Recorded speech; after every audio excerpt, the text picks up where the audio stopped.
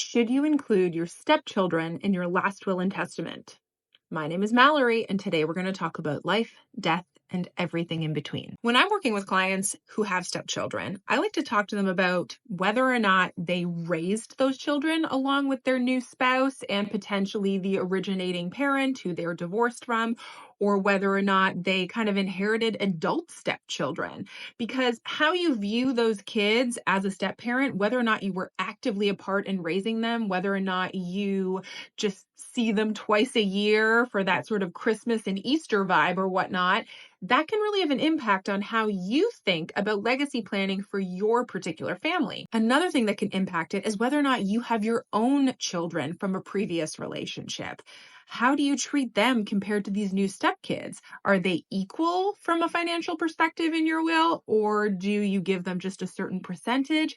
This can lead to a lot of chaos in family dynamics, and it can really stress a lot of people out. Something I like to say is this: money equals love.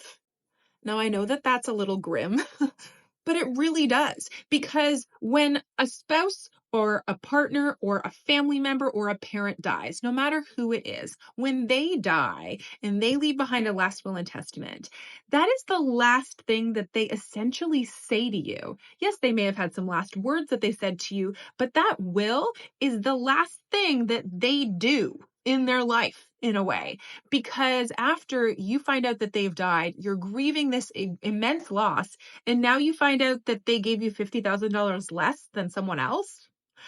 That really can impact you when you don't know why a decision was made, when you don't know why someone gave more money to someone else and less money to you.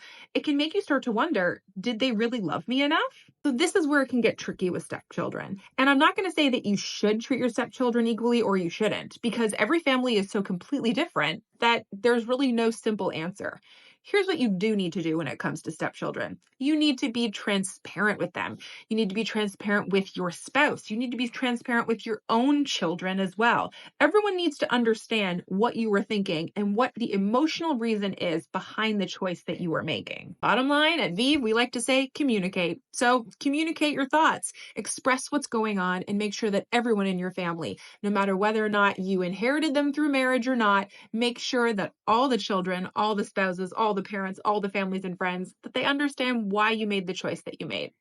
Bye, everyone.